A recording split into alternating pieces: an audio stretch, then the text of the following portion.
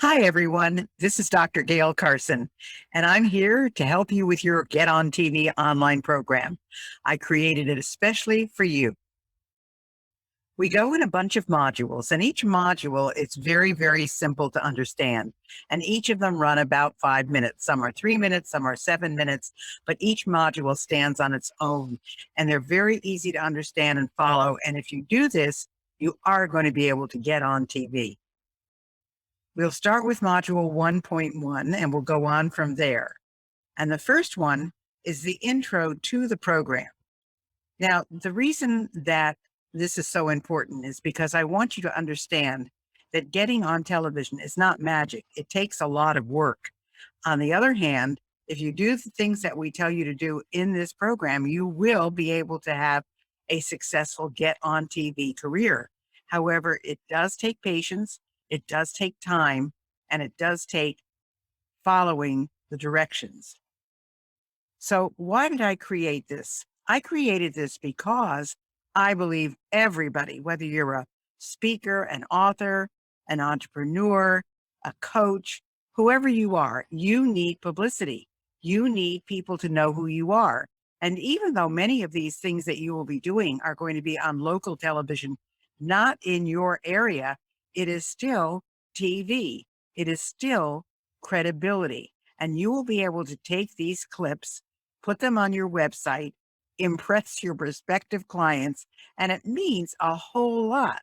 So that's the reason that I created it, because I know every single one of you needs publicity and every single one of you needs to understand how important it is to get this publicity. Now, why am I the one to tell you all of these things? Well, first of all, my degree, my undergraduate degree, is in radio, television, broadcasting, speech, theater, communication, all of the things you need to be able to get in front of a TV screen. It is so important to understand that I've been doing this a long time. I actually, in college, had 3 radio shows. I had one for the closed circuit station at my college, which was Emerson College in Boston. And then I had 2 on WERS, which is an FM station in Boston, still going after all of these years. Plus, I started learning television then. I mean, it was still black and white at that point, if you can believe it. But it was, definitely coming up. When I had my career schools, one of the things that I taught was television, was for TV commercials, which is not exactly the same as your 3-minute spot that you're looking forward to getting. But it is definitely, it gave the people I was training enough of a background to be able to qualify for auditions. And so I was working with television all the time. And of course, recently I've been on TV all the time, usually once or twice a month. I go to a local TV market somewhere in the United States and do television. I have done TV outside of the country, but I'm not counting that. I'm counting just what I'm doing here in the US. The expectations of what you're going to be getting, everything you could possibly imagine is included. We've got segment proposals, we've got body language, we've got makeup and hair, we've got what you should dress like, how you should sit, how you should stand, whether you should use props, what will happen if you use animals. I mean, everything is covered from A to Z. So there's no reason why, when you're finished with this program, you won't have a great idea of what to do. And of course, if you want to go any further than this, I mean, that's up to you. But I think this will give you the basics of what you need. However, there is a mindset that you need for all of this, because nothing is easy. I have been on a particular station 3 times. They love me. They have me back anytime. But when I decide that I want to go on that station with another segment, totally different from anything I've done, it probably takes me anywhere from 8, 9, 10 phone calls to get a hold of the producer. Why? Because they just don't live a normal life, probably like many of you. These segments are usually from 5 to 7 in the morning, because at 7, all the major TV shows come on. And so they come in at 3:30, 4 o'clock in the morning. And by, 7:30, 8 o'clock, 9 o'clock, they're gone. So if you don't catch them exactly right, and some of them have their own way of wanting to be contacted, some want email, some want text messages, some want a phone call. It just depends. And so it takes a long, long time. And it takes a tremendous positive mindset to not get discouraged. I've been doing this a long time, and I still want sometimes to get discouraged because I think, why aren't they calling me back, or why aren't they booking me? Because they just have a lot going on. And it's really interesting because with everything that's going on in the world today, there are so many interesting things that they have to already put on air. You may not be primary on their mind, which is so important to understand why your message has to be unique and different and interesting. Well, we're coming to the part where I talk about why you. Well, why not you? That's the important thing. Why not you? I know that you think your message is very different and very important. But I can tell you, if you've been around as many people as I have, many times it sounds like you're all saying the same thing. I was at a meeting recently where I didn't know anybody, and people got up and introduced themselves and told what they did.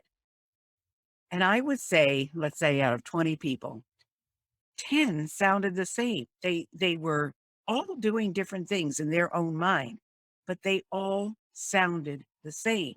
So when I ask you why you need to be able to say what is unique and different about the message that you're delivering, that somebody who is a host or somebody who is a producer would want you on the show. I mean, why couldn't they get someone else? And I know there are many of you, when you see people on TV, you say, well, I could have been the guest, or I know more than this person, or my approach is much better. So you just really need to be sure that you do have a very, very significant and unique message. Now, what is the producer looking for? They are looking for what makes their audience tune in. For example, I speak to the over 50 crowd, and especially the women who are over 50. I was interviewed for a station in LA and they turned me down. Why? Because their market is a young market, and I just was not a fit. I was also turned down for a station in Hartford, Connecticut, because the segment producer in this case, thought that her boss would be absolutely mortified that she was booking the SOB, the spunky old broad. It was just, they were too conservative a station to even promote something like that, which I thought was a hoot because most people book me because I am the SOB, the spunky old broad.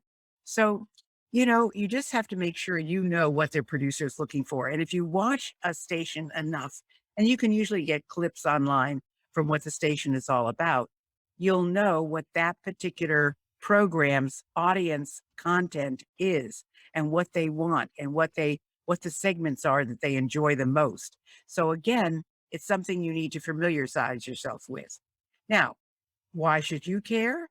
You should care because it's important to you to be on. Why should they care? Because they are trying to hook their audience from every other station that's on at that particular time. So you need to make sure you understand what is the hot button for that segment producer. In other words, there are producers who, they love animals, so they're always going to try to get an animal in something. There are others that have the atmosphere, the climate that they want to emphasize. But it's really the demographic of their audience that they're interested in. Who is listening to their station? Who is listening to their program? Who is listening to their segments? That's what you should pay attention to as far as why you should care. You also are probably saying, do I have to have this huge success background? Do I have to be a big CEO? Do I have to have a big company behind me? Have I had to, help 1,000 university heads and so forth? No, you just have to have a unique angle. I mean, I've seen people go on and do things with knitting. I've seen people go on and do things with with animals. I've seen people go on and do things with, just about any hobby you could possibly imagine. But again, it's got to be where it's interesting and different from a different angle, something that has not been done before or talked about before. And as long as you have that kind of a success in your background, you're good to go. And as you've seen people that you thought, wow, I never would have thought about something like that. People today are interested in everyday people. In other words, they're not looking for the president of this company or the CEO of that company. They're looking for everyday people who are doing unique and wonderful things. So all of that is the reason why you should go ahead and feel that you're the one for this. So this is the end of module 1. Hopefully you enjoyed it. Think about the things I've said. Think about the things that, I've talked about and see where you fit into this.